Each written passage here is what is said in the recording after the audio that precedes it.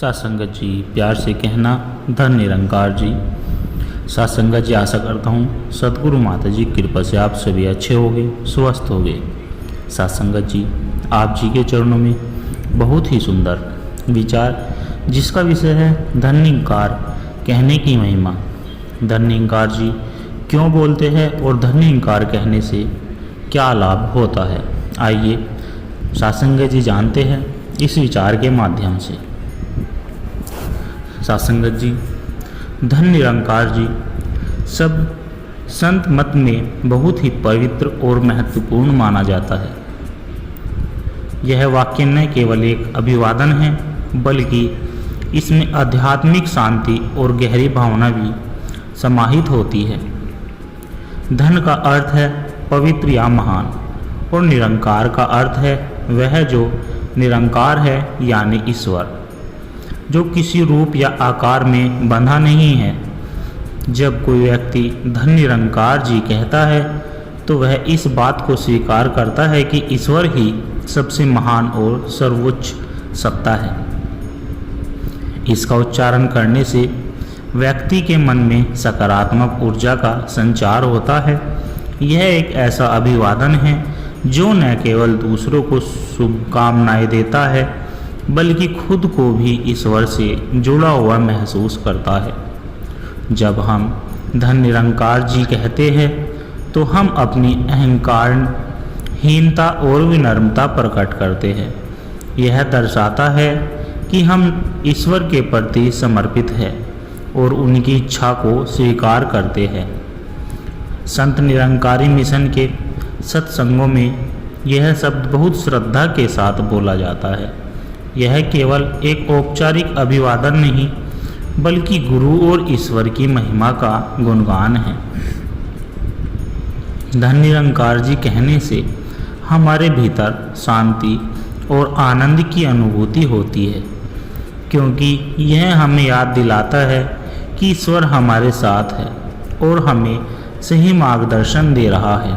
इसलिए जब भी हम धन निरंकार जी कहते हैं, यह केवल शब्द नहीं होते बल्कि यह हमारी भक्ति, श्रद्धा और ईश्वर के प्रति प्रेम की अभिव्यक्ति होती है। सत्संगत जी, धन निरंकार जी की शक्ति।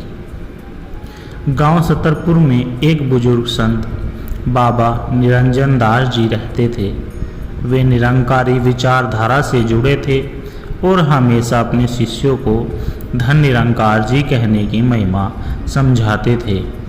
उनका मानना था कि यह शब्द केवल एक अभिवादन नहीं बल्कि ईश्वर का स्मरण, सकारात्मक ऊर्जा और आध्यात्मिक उन्नति का माध्यम है। गांव में मोहन नाम का एक 12 वर्ष का बालक था। वह बहुत चंचल था लेकिन उसका हृदय निर्मल था। एक दिन उसने बाबा निरंजन दास जी से पूछा, बाबा जी, आप हमेशा धन निरंकार जी क्यों कहते हैं? क्या इससे कोई चमत्कार होता है? बाबा जी मुस्कुराए और बोले, बेटा, इसका चमत्कार तुम स्वयं अनुभव कर सकते हो। बस श्रद्धा और विश्वास के साथ इसे अपनाओ।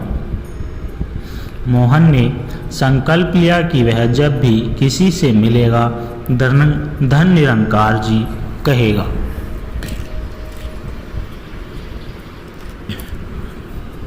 मोहन ने यह अभिवादन हर किसी के साथ प्रयोग करना शुरू कर दिया। पहले तो लोग अचरज में पड़ गए, लेकिन धीरे धीरे वे भी इस शब्द को अपनाने लगे। पहला चमत्कार, क्रोधी दुकानदार का हृदय परिवर्तन। गांव में रामलाल नामक एक दुकानदार बहुत गुस्सैल था। लोग उससे डरते थे। जब मोहन ने उसे मुस्कुराकर धन निरंकार जी कहा तो पहले वह चिढ़ गया, लेकिन मोहन की निश्चलता देखकर उसका हृदय पिघल गया। धीरे धीरे वह भी इस अभिवादन को अपनाने लगा और उसका स्वभाव बदल गया। दूसरा चमत्कार, बीमार किसान को नई ऊर्जा। गांव में रघु काका नाम के एक किसान गंभीर बीमारी से जूझ रहे थे। जब मोहन और उसके मित्र उनके पास गए और बार बार धन निरंकार जी कहकर उन्हें प्रेरित किया तो उनका आत्मविश्वास बढ़ा। धीरे धीरे सकारात्मकता के कारण उनकी तबीयत में सुधार आने लगा। डॉक्टर भी हैरान थे कि उनके अंदर इतनी ऊर्जा आई कहाँ से।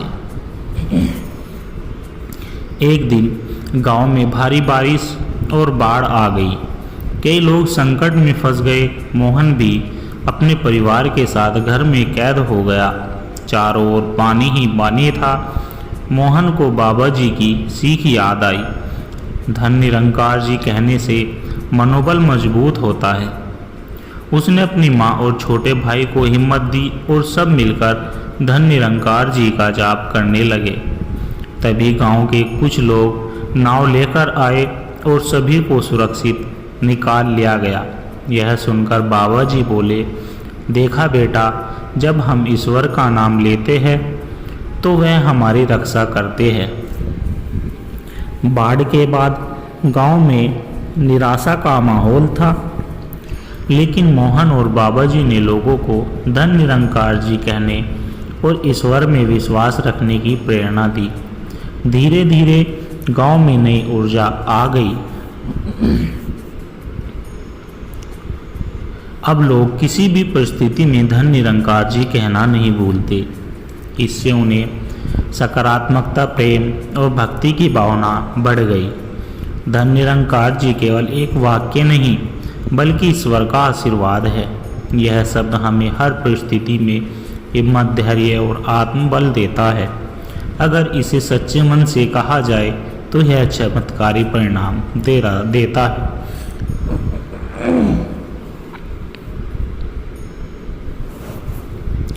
साथ संगत जी, बहुत समय पहले की बात है। एक सुंदर पहाड़ियों के बीच बसा गांव शांतिपुर अपनी आध्यात्मिकता और प्रेम के लिए प्रसिद्ध था। इस गांव में एक ज्ञानी संत महात्मा संतोष दास जी रहते थे। वह अपने शिष्यों को हमेशा धन निरंकार जी कहने से आत्मा को बल मिलता है और यह ईश्वर से सीधा जुड़ने का मार्ग है। एक दिन एक नवयुवक अर्जुन संतोष दास जी के पास आया। बहुत परेशान था। गुरुजी, मेरे जीवन में शांति नहीं है। मैं दिन भर मेहनत करता हूँ लेकिन संतोष नहीं मिलता। क्या कोई उपाय है? संत मुस्कुराए और बोले, अर्जुन, बस एक काम करो। जब भी कोई नकारात्मक विचार आए या मुश्किल आए, तुम तुरंत धन निरंकार जी कहना शुरू कर दो। अर्जुन को यह बात बहुत सरल लगी, लेकिन उसने गुरुजी की बात मान ली।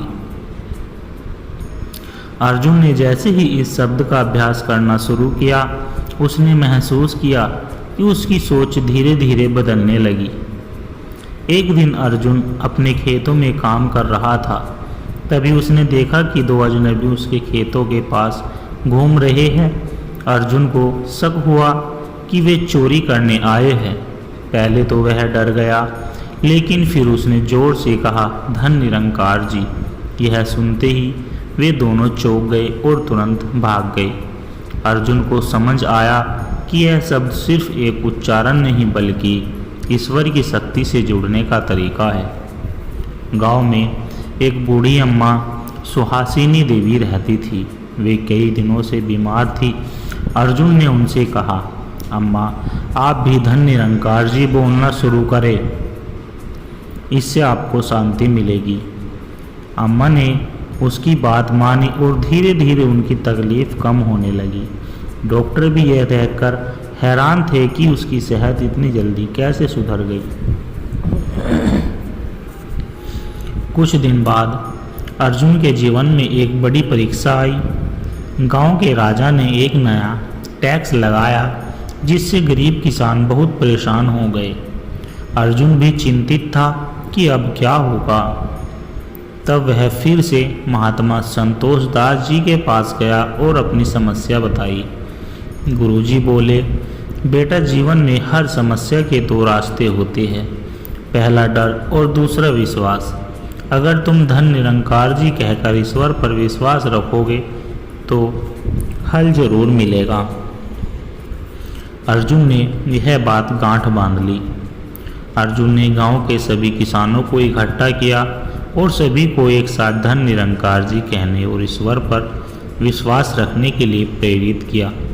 कुछ दिन बाद राजा के दरबार में यह बात पहुंची कि किसानों की हालत बहुत खराब है। जब राजा ने खुद गांव का दौरा किया तो उसने किसानों की सच्चाई देखी और तुरंत कर हटाने का आदेश दिया। इस घटना के बाद पूरा गांव समझ गया कि धन निरंकार जी सिर्फ एक शब्द नहीं बल्कि एक ऊर्जा, एक विश्वास और एक आध्यात्मिक शक्ति है।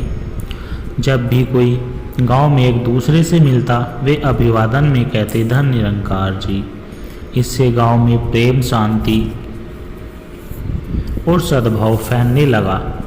लोग अब नकारात्मकता से दूर रहने लगे और हर परिस्थिति में ईश्वर पर भरोसा रखने लगे। धन निरंकार जी कहने से केवल हमारी जुबान नहीं हिलती बल्कि हमारी आत्मा भी ईश्वर से जुड़ती है। यह शब्द हमें विश्वास, धैर्य और सच्ची आध्यात्मिकता की ओर ले जाता है। अगर हम हर परिस्थिति में धन निरंकार जी कहना सीख ले तो जीवन की हर मुश्किल आसान हो सकती है। साथ संगत जी, सच्ची भक्ति का चमत्कार। प्राचीन काल की बात है। अवंतिका नामक राज्य में एक प्रतापी राजा विक्रमसेन शासन करते थे। वे पराक्रमी और न्यायप्रिय थे, लेकिन एक प्रश्न हमेशा उनके मन में घूमता रहता था कि सच्ची भक्ति क्या है? क्या केवल पूजा पाठ और अनुष्ठान करना ही भक्ति है या इसके पीछे कोई गहरा अर्थ छिपा है? एक दिन उन्होंने अपने गुरु महर्षि वेदांत से इस बारे में पूछा। गुरुजी मुस्कुराए और बोले, राजन, सच्ची भक्ति को समझने के लिए आपको स्वयं इसकी परीक्षा लेनी होगी। आपको राज्य के सबसे सच्चे भक्त को ढूंढना होगा। राजा ने तुरंत अपने सैनिकों को आदेश दिया कि वे पूरे राज्य में जाए और सबसे बड़े भक्त को ढूंढकर लाए। कुछ ही दिनों में कई लोग राजा के दरबार में पहुँचे। कोई कहता कि वह प्रतिदिन मंदिर में 1008 बार मंत्र जपता है। कोई कहता कि वह गंगा स्नान करके ही भोजन ग्रहण करता है, तो कोई कहता कि उसने सैकड़ों यज्ञ किए हैं। राजा ने उनकी बातें सुनी लेकिन संतुष्ट नहीं हुए। तभी महर्षि वेदांत ने सुझाव दिया, राजन, आपको स्वयं राज्य का भ्रमण करना चाहिए। किसी गहरे उत्तर की खोज के लिए महलों में बैठे बैठे नहीं की जा सकती।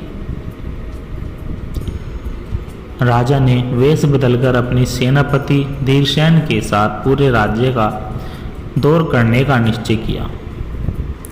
राजा विक्रमसेन ने कई गांवों और नगरों का दौरा किया, लेकिन कोई भी उन्हें सच्चा भक्त नहीं लगा। एक दिन जब वे एक छोटे से गांव सुखपुर पहुंचे तो उन्होंने देखा कि एक गरीब किसान रामदास अपने खेत में काम कर रहा था। वह हल चला रहा था और साथ ही ईश्वर का भजन गुनगुना रहा था। हे प्रभु, जो कुछ भी है वह तेरा ही है, मैं तेरा हूँ और तू मेरा है। राजा ने रामदास से पूछा, तुम मंदिर क्यों नहीं जाते? क्या तुम सच्चे भक्त हो? रामदास मुस्कुराया और बोला, मालिक, मैं सुबह उठते ही प्रभु का स्मरण करता हूँ, दिन भर मेहनत करता हूँ और जो भी कमाता हूँ उसका एक अंश ज़रूरतमंदों को दे देता हूँ। मेरी हर सांस में प्रभु का नाम है, तो क्या यह भक्ति नहीं है? यह सुनकर राजा चौंक गया। उन्होंने देखा कि रामदास अपनी मेहनत की कमाई से अनाथ बच्चों को भोजन भी करा रहा था। राजा ने यह देखकर महर्षि वेदांत को बुलाया और पूछा, गुरुदेव, क्या यह सच्ची भक्ति है? महर्षि मुस्कुराए और बोले, राजन, यही तो सच्ची भक्ति है। भक्ति केवल मंदिरों में सिर झुकाने या अनुष्ठान करने से नहीं होती। सच्ची भक्ति वह है जिसमें ईश्वर हर कर्म में समाया हो। राजा विक्रमसेन को अपना उत्तर मिल चुका था। उन्होंने रामदास को सम्मानित किया और राज्य में घोषणा करवाई कि सच्ची भक्ति कर्म और प्रेम में होती है, न कि केवल रीति रिवाजों में। सच्ची भक्ति का अर्थ केवल पूजा पाठ नहीं बल्कि हर कर्म में प्रेम और ईश्वर को अनुभव करना है। जब हम अपने कर्मों से दूसरों की सेवा करते हैं तो वह सबसे बड़ी पूजा होती है। जो दूसरों के सुख में सुखी और दुख में दुखी हो वही सच्चा भक्त है। साथ संगत जी, श्री कृष्ण की अनमोल सीख, सच्ची भक्ति की परीक्षा। एक दिन नारद मुनि श्री कृष्ण के दरबार में आए। वे हमेशा प्रभु की लीलाओं को देखने और उनसे प्रसन्न करने में आनंद लेते थे। उन्होंने श्री कृष्ण से पूछा, प्रभु, इस संसार में आपका सबसे बड़ा भक्त कौन है? श्री कृष्ण मुस्कुराए और बोले, नारद, यह प्रश्न केवल शब्दों में नहीं, अनुभव से समझाया जा सकता है। मैं तुम्हें एक परीक्षा में डालूंगा जिससे तुम स्वयं उत्तर मिल जाएगा। नारद जी ने प्रसन्न होकर कहा, प्रभु, मैं आपकी परीक्षा के लिए तैयार हूँ। श्री कृष्ण ने नारद मुनि को एक राजा और एक गरीब किसान के पास भेजा और कहा, देखो कौन मेरी सच्ची भक्ति करता है। नारद मुनि पहले उस राजा के पास गए। राजा सुबह उठते ही मंदिर जाता, दिन भर धार्मिक ग्रंथ पढ़ता और रात को फिर भगवान की पूजा करता। नारद मुनि ने सोचा, यह राजा तो बहुत बड़ा भक्त है, अब किसान को भी देखता हूँ। फिर वे गरीब किसान के पास गए। किसान सुबह जल्दी उठता, भगवान का नाम लेकर खेतों में काम करता, दिन भर मेहनत कर तो रात को सोने से पहले एक बार श्री कृष्ण का नाम लेकर सो जाता। नारद मुनि को लगा कि राजा ज़्यादा बड़ा भक्त है क्योंकि वह पूरा दिन भगवान की पूजा करता था, जबकि किसान तो दिन भर बस काम ही करता था। नारद मुनि श्री कृष्ण के पास लौटे और बोले, प्रभु, राजा ही सबसे बड़ा भक्त है क्योंकि वह दिन भर आपकी पूजा करता है, किसान तो केवल एक बार आपका नाम लेता है। श्री कृष्ण मुस्कुराए और बोले, नारद, मेरे भक्त की परीक्षा लेने के लिए एक कार्य करो। यह घड़ा पानी से भरकर मेरे पास लाओ, लेकिन शर्त यह है कि पानी गिरना नहीं चाहिए। नारद मुनि ने जैसे ही घड़ा उठाया, वे पूरा ध्यान पानी पर लगाने के लग गए ताकि पानी न गिर जाए। बड़ी मुश्किल से वे घड़ा लेकर श्री कृष्ण के पास पहुँचे और गर्व से बोले, प्रभु, मैंने घड़ा गिरने नहीं दिया। श्री कृष्ण मुस्कुराए और पूछा, अच्छा, जब तुम यह कह रहे थे कि कितनी बार मेरा नाम लिया? नारद चौंक गए, प्रभु, मेरा पूरा ध्यान घड़े पर था, मैं आपका नाम नहीं ले सका। श्री कृष्ण बोले, नारद, जब तुम कुछ ही क्षणों में मेरा नाम भूल सकते हो तो सोचो उस किसान को जो दिन भर मेहनत करता है और फिर भी रात को सोने से पहले मुझे याद करता है, क्या वह सच्चा भक्त नहीं? नारद मुनि को अपनी गलती समझ में आ गई। उन्होंने स्वीकार किया, प्रभु, सच्ची भक्ति केवल पूजा पाठ नहीं बल्कि आपके प्रति अटूट प्रेम और विश्वास है। श्री कृष्ण बोले, सच्चा भक्त वह है जो हर परिस्थिति में मुझे याद रखता है, चाहे वह राजा हो या किसान। कर्म करते हुए भी अगर मन में श्रद्धा और प्रेम हो तो वही सच्ची भक्ति है। सत्संग जी, भगवान की भक्ति केवल मंदिरों में बैठकर मंत्र जपने से नहीं होती, बल्कि हर कर्म में ईश्वर का स्मरण रखना ही सच्ची भक्ति है। जो कठिनाइयों में भी कृष्ण को याद करते हैं वही सच्चे भक्त होते हैं। सत्संगत जी, दास के द्वारा कहे गए प्रेरणादायक कहानी विचार यदि आप जी को अच्छे लगे हो तो लाइक, कमेंट, शेयर जरूर कर दें और दास के चैनल सोना निरंकारी, सोना इंस्पायर विचार को सब्सक्राइब जरूर कर दें और दास को आशीर्वाद दें कि हर रोज़ आप जी के चरणों में ऐसे ही प्रेरणादायक कहानी विचार लेकर आता रहूं। साथ संगत जी प्यार से कहना धन निरंकार जी।